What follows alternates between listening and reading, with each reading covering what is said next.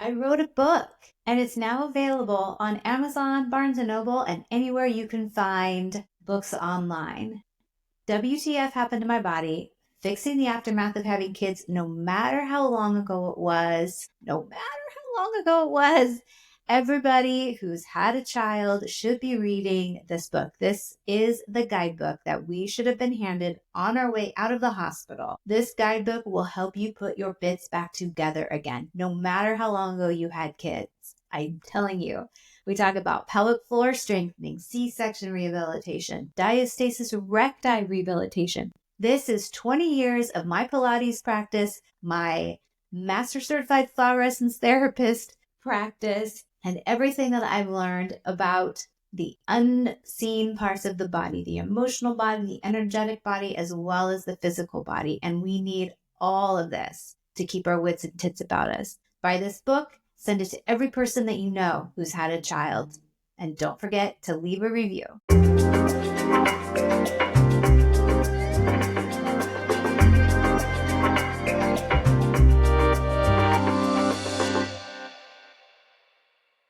Welcome back to another episode of WTF Happened to My Body After 40.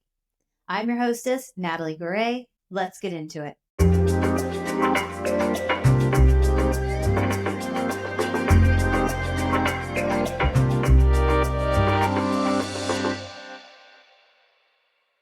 Thank you so much for joining me. This is Dr. Natalie Sampson, physical therapist, and so much more. I was looking back at one of our older videos, our first interview, which was 9 years ago. Wow. And we've had so many conversations since then. And every time afterwards, one of us will say, shoot, we should have recorded that because it was so good. Yeah. So we have been trying to get back on an interview for some time now. And I'm so excited to have you here. I am honored to be hanging out with you, recording again. You are really good at getting me out there. Yeah.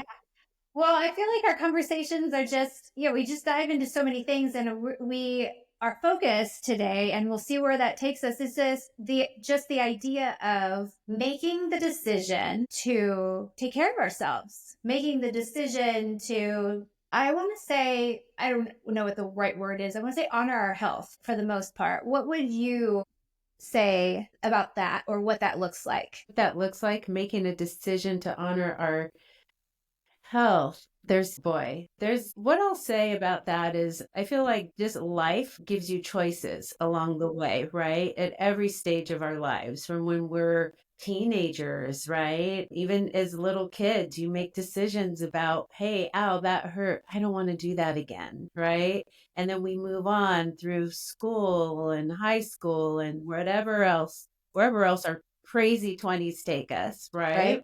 And then I just feel like we always have a choice, right? We can ignore, it's usually pain driven, Yeah. a discomfort that calls your attention more than anything, right? Whether it's a stomach ache or, you a really harsh, you made a bad decision on a treatment for your skin, anything, right? Yeah. But for your health, it's just about, I feel like some of us just are right there, and we just have these goals to, oh, this is how I want to be. I want to be strong. I want to be vital. And I think it has to do with what you think you're capable of. Yeah. So I feel like if you have certain self-limiting beliefs, that's going to drive it. And if you're not, and usually we're not aware of them. So you'll have certain blocks that will prohibit you from even thinking that you have the potential to X, Y, and Z, whatever it is that you want for your life. Yeah. And then that drives you. I would say self-awareness, cultivating an atmosphere and just an awareness of who you are, who you want to be, and then figuring out what your blocks are to get from where I am right now to where I want to be so that, and there's as many ways to do that as there are people on this planet, because there's not just one way, and everybody's unique. and Definitely. what drives them and what inspires them and their stories and all of that. So Yeah. I don't think I really answered your question, but it's more about first just starting with you. Yeah.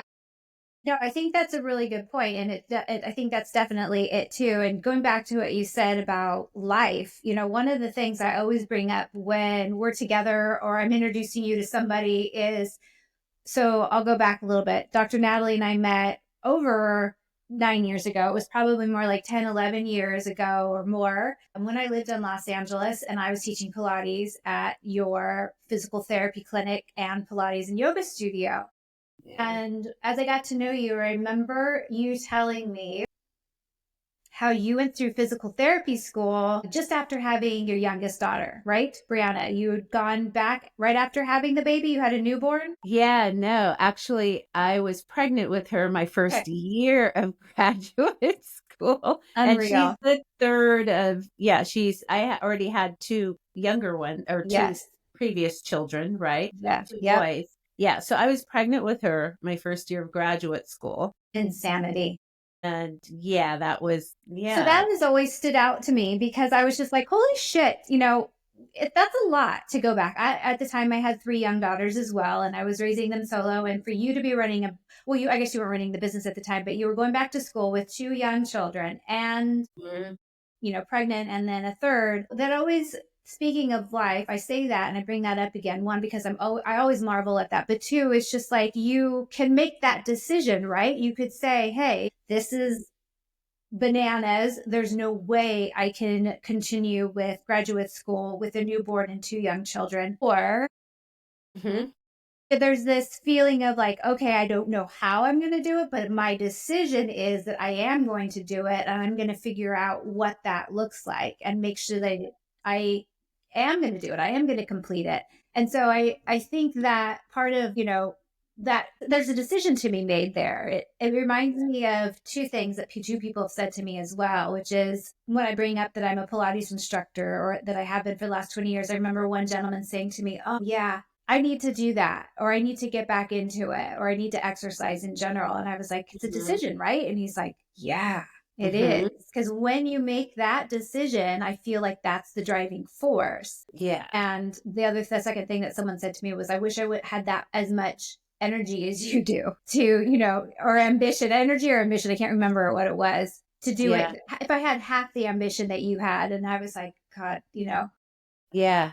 it's definitely work. But on with those three things that I've mentioned, would you say that you see that quite a bit in your practice with Mhm. women or in general with even men coming in and needing this rehabilitative care? Because that's a lot of work too, to kind of like to put in to come in once or twice or three times a week to better Right. themselves. Or Right. Yeah. So what I'll say about that is we always know what we should do and what's healthy, right? It's really basic in terms of exercise and we should eat and how much we should move. But what I find and what I know for myself and others is that for something to really be sustainable, you might start, but for it to be sustainable, it really needs to be linked to like a why, like a deep rooted why and linked to your purpose. And so if you can relate getting from, okay, I'm in pain, I know I should do these exercises so that I can move well, but you have to relate it to how you want to show up in your life. So, for instance, I'll give one example a patient who had a second marriage and had a baby. He had a baby later in life. So, he's an older dad and he wants to be around for mm, his newborn as she progresses, yeah, right, in age. And so that's a deep rooted why. Like I need to be here and you can be here because we know that modern medicine can keep people alive for a very long time, not necessarily a quality life, right? So then what do I want that to look like? I want to be able to get down, up and down, off, on and off of the floor with my child. I want to be able to, just have a good quality life and show up. So that, just linking it. So that's what I do. And that's where my success comes from when I'm working with patients is relating what needs to be done for them and what they need to do, because it's not just on me. It's easy. My part's easy. Their part is the difficult part. And so where I fill in the gap is relating what they want to do to helping them to see their potential, first of all, and then linking that to not limiting themselves and to whatever the why, the deep rooted why,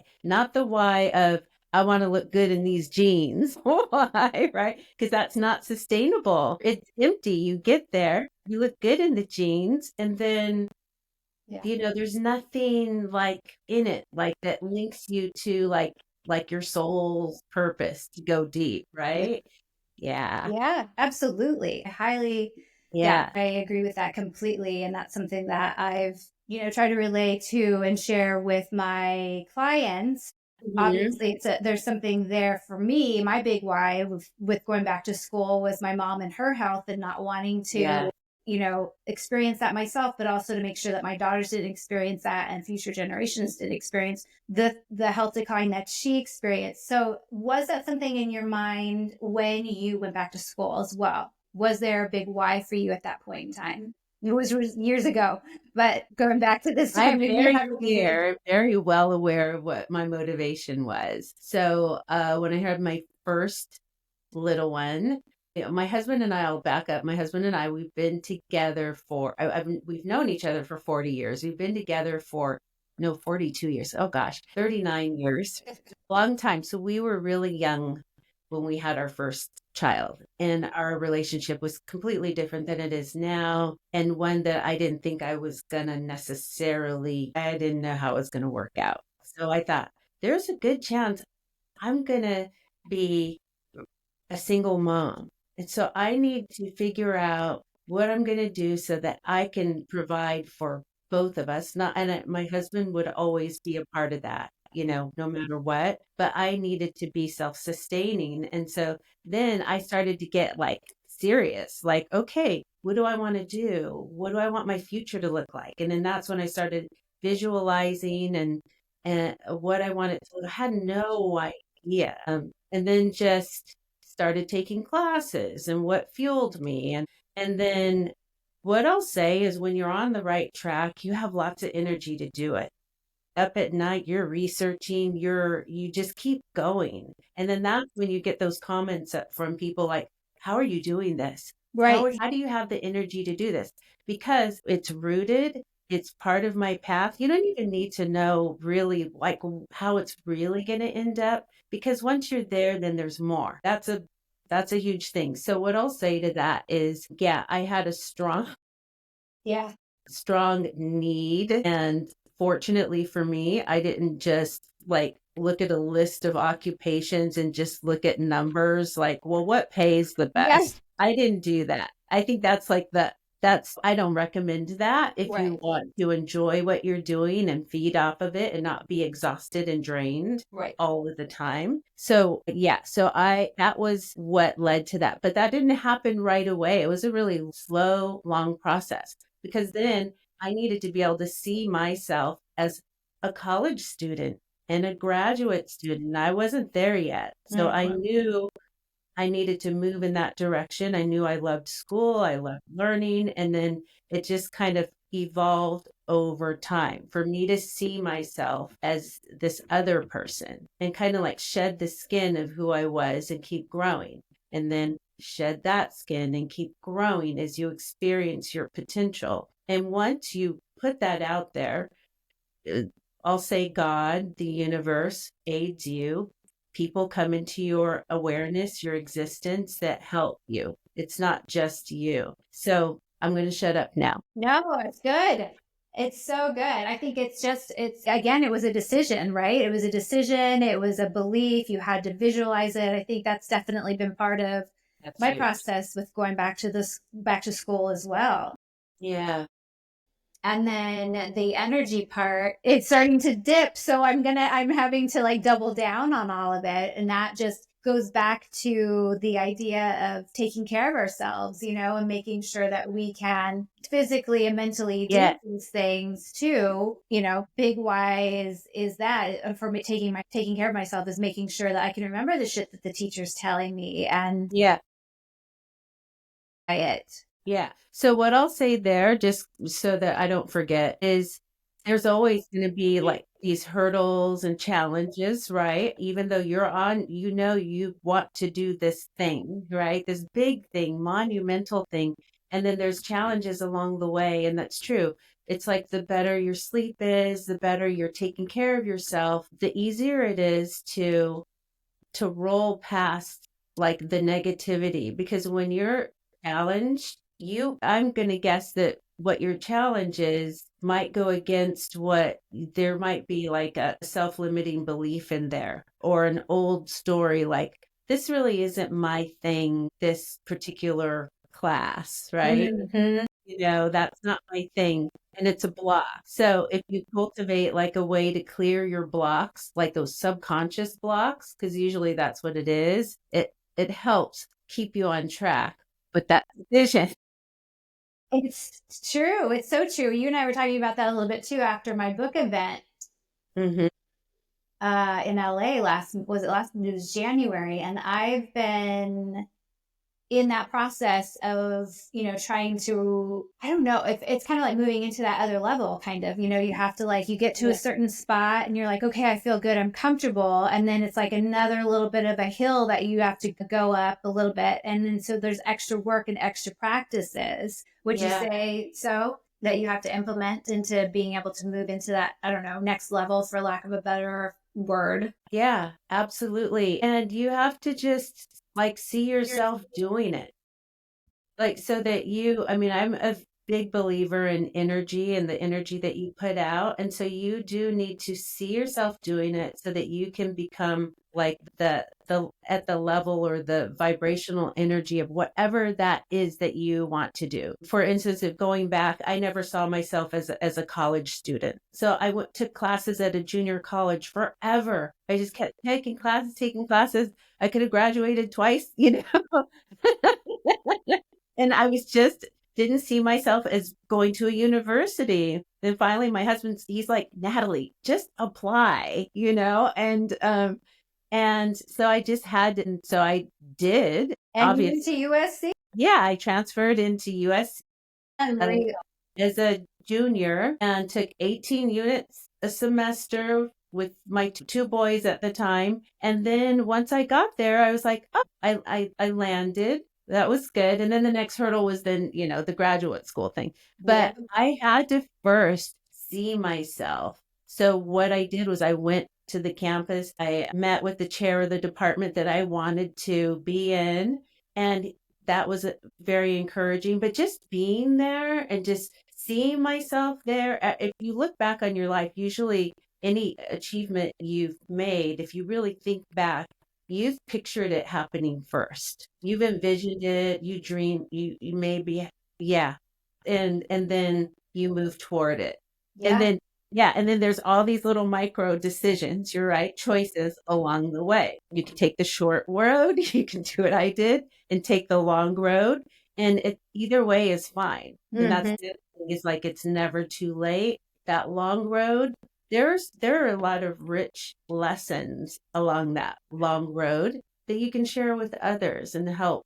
Some of us are supposed to take a circuitous route to where we're going, just to be an example, Yeah. just by living your life. Just like you said, you heard about what I did when you were working with us at Symmetry. I don't know, maybe that sparked something in you, like, hey, it's just little planting little seeds along the Yeah. way.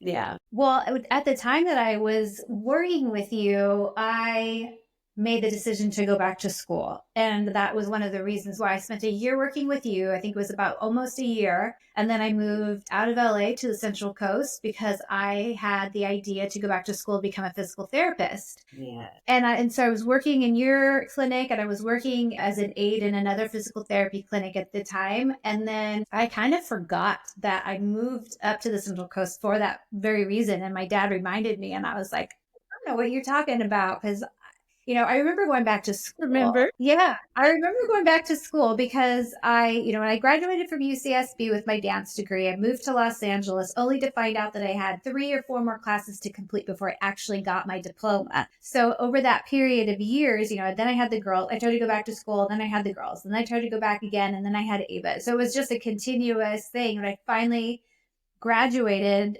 from UCSB with my degree in 2011, and not 1998 when I originally should have, but 2011. But I did that because then I wanted to go back to school to become a physical therapist, and then I changed my mind. But I have my diploma, I have those prerequisites, and that's helped me in this process now of going back to school again to finish this naturopathic medicine program. But I was going to ask you something else about that, and I just lost it. So that's a good example though of initially you went and your initial motivation was to be a physical therapist. So then you finished up the prerequisites, and then life is happening, right? Life is happening, and you're raising your girls and you have your experience with your mom, and then there's new motivations, right? So that's what I mean about just follow whatever that is that motivates you and inspires you, but it might look very different than the initial inspiration or the initial goal or plan. And as long as you're following and you're aware enough of what really motivates you, and you just flow with it.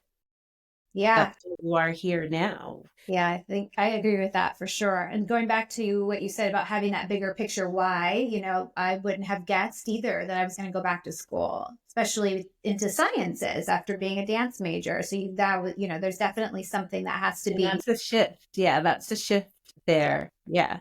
Yeah. My major required a ton of science and math. And growing up, I always said, it's always the boys in class that are good at math. I'm not good at math. I'm not good at math. And I found out different. I was good at it. Yeah. And it just made sense to me, math and physics, and discovered that. And it doesn't have to be. I just thought it was going to be this huge hurdle. And it was. I had to work, but. Yeah. Oh, for sure. Yeah. Yeah. Same here. So you made that decision, you went back to school, you opened your own practice. Mm-hmm. You, as I've known you, you've continued to educate yourself, continue your education so that you could further help your patients, but you've also accomplished so many more things in different avenues. If you care to share a few of the other things that you're up to and what the motivation behind that is, would be amazing because you're, I don't know how to say this other than there's so much more to you than being a physical therapist, as if that's not great enough, but public speaking and, working on different projects. What can you share and what created that motivation? I'm happy to share. Working at my practice, working with patients, I love it. I also, because of the Pilates studio and just being into fitness, my undergrad major was exercise physiology. And I would be there working with a patient and then thinking a couple of things. The first shift was, boy, it would be so cool just to tap into that fitness industry. And it's a multi-billion-dollar industry. And I'd always say, oh, it'd be so cool just to have a little piece of it, right? And so I just thought about that, put that out there, and I was just open, really not really truly expecting anything, but vibing in that direction. And then that's when an opportunity came up to acquire some Orange Theory fitness franchises. And I didn't do anything. I was just me, just thinking about it quite literally. And met the right people, and they said, hey, what do you think about this? And I thought, I think this is great. And then they said, well, would you want to be partners? And I'm like, yeah. And then I remember that. Yeah.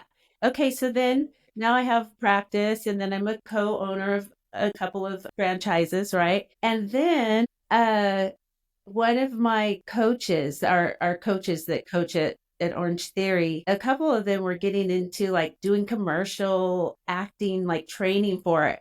And I said, that sounds like so much fun. They're like, that sounds like so much fun.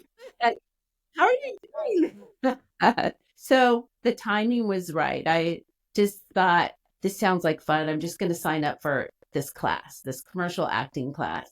And so this is another thing is I know that if I'm excited, I'm working with patients all day long and I'm excited about going to a commercial acting class, right? That goes from whatever 7 to 10:30 at night. Past your bedtime. Yeah. Yeah. I'm like, okay, I'm on the right track. I don't know what's going to happen, And then 2020 hit and they wanted real couples, real families that were quarantining together, which gave my husband and I told my husband, hey, guess what we're going to do? Oh my gosh. Oh my So gosh. that's how that happened. But as far as like the public speaking, that was another thing where when I'm working with patients, I would always think, boy, it would really be cool to share my knowledge and experience with the masses, right? And you know me from the first time I was on a 9 years ago, right? You had to literally drag me in Yeah. front of the camera.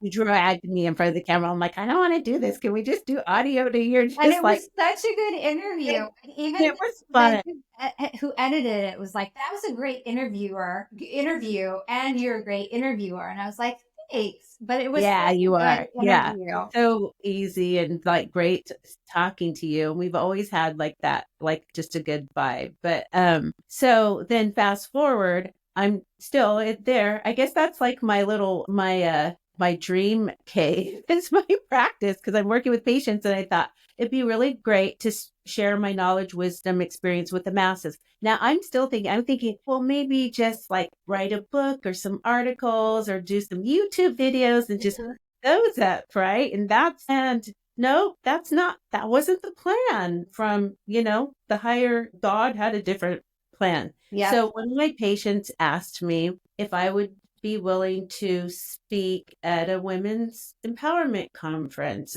and a Christian based religious base. And I said, sure. Yeah. And I just happened to be in the right frame of mind. If he had asked me 2 or 3 years prior, I would have said, I would have contorted any Yeah. excuse. But I thought, let's do it. And that's like that part of that challenge, right? That thing that scares you, or you have this like, I'm not a public speaker.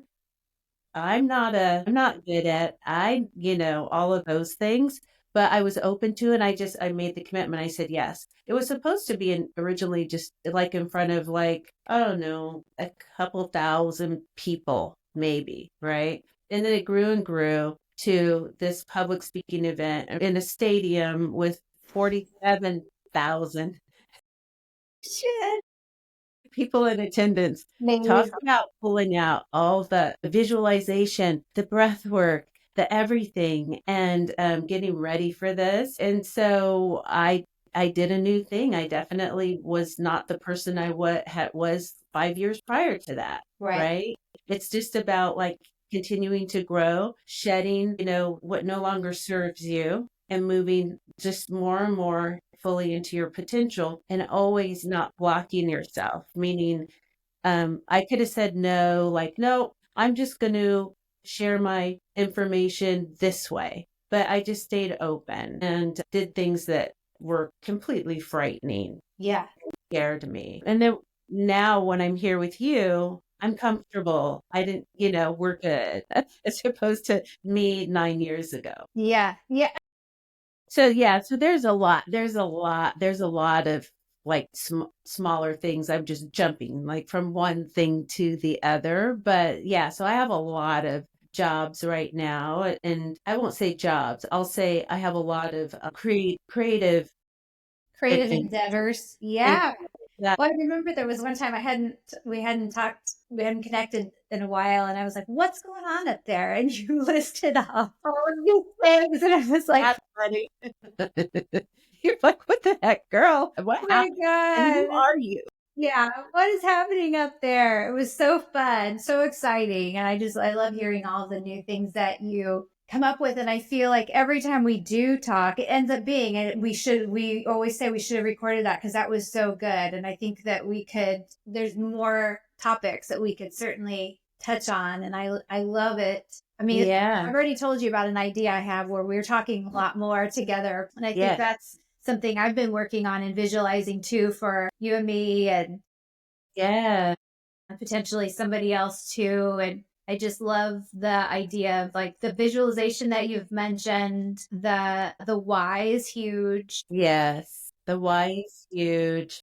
and just And releasing all the limiting thoughts too. yeah, that's huge. And so recently I've been doing this daily, I call it guided visualization series. It's like 24 days. The focus is clearing your blocks, right? Clearing your blocks to your purpose, or clearing your blocks to really abundance is what it was about. Mm-hmm. And so, I'm not in a room like meditating, which is fine.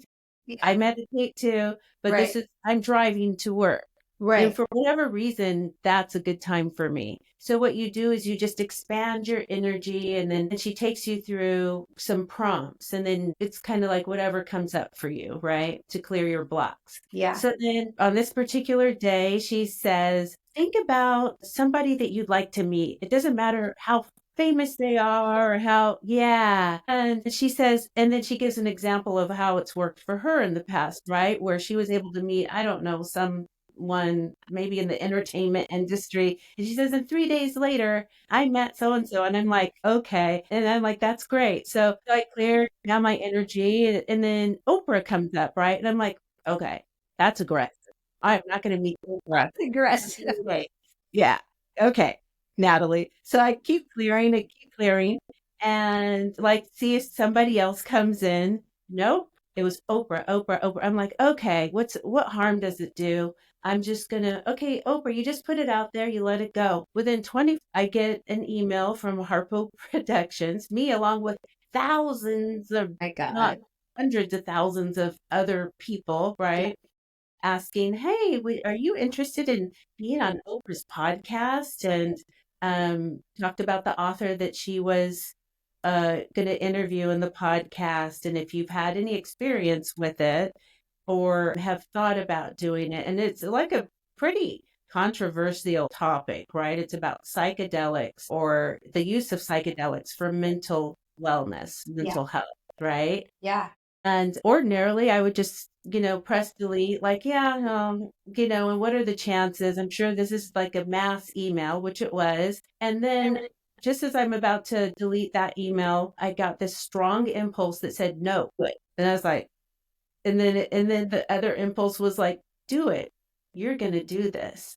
And so I just responded to it. I wrote like a little paragraph about myself, slapped up a picture, and then just pressed send and let it go. And then 4 days later, I get a email from, or, no, a phone call. I'm sorry, a phone call and a voicemail from a producer from Harpo Productions. Hey, read your email, love to talk to you. And I was like, what? And What so, the long story short, like literally, I call it 2 weeks to Oprah.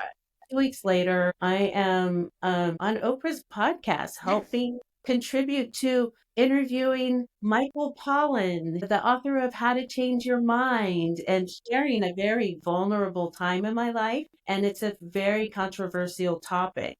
So I'm going to tell you this. So that the podcast came out the day before yesterday. Good.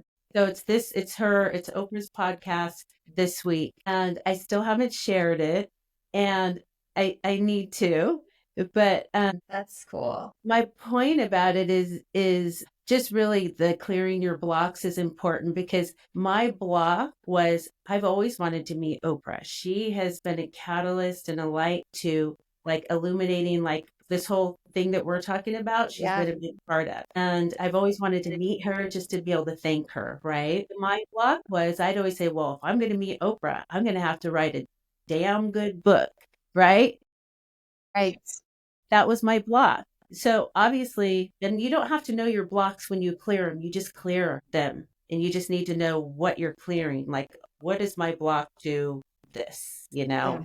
Yeah. And so anyways, That's clearly I cleared that block, and you don't have to write a really good book to meet Oprah. Oprah. I didn't. I love that. That's such a story and such a good reminder and point for everybody. And I think that's a good spot for us to be like, yeah, that's so good. Yeah. I think I'm supposed to share that. Yes, Just, yeah. absolutely. I think I did see like a snippet of that not I just saw Oprah and Michael Pollan, walking Yeah. around her yard or something. So that I Yeah. but that is so good. Thank you so much for sharing all of this, all your story, your information, your insight. I know there's more conversations between us coming. I think we could probably go deeper into all of it, but we're going to have to do that we'll do that on another episode. I'm going to have to chase you down and make you come on the podcast again, or we'll just continue the conversation when we have our talk show. And then That's it. Yeah. Or some of both, keep it free flowing. Yeah. Yeah. Absolutely. Thank you so much. Is there anything else that you want to impart before you go? I mean, that was all very good, especially that last one.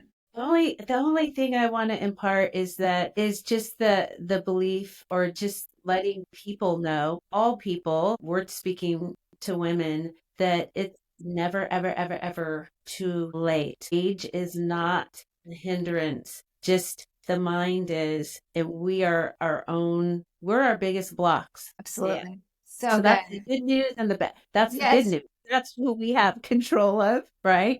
And that's who makes the decisions, really, that are going to alter our lives, is us. Yes, absolutely. Yeah. Absolutely. Thank you so much. That is so good. Thank you so much. You're welcome. Until our next conversation. Fun. All right.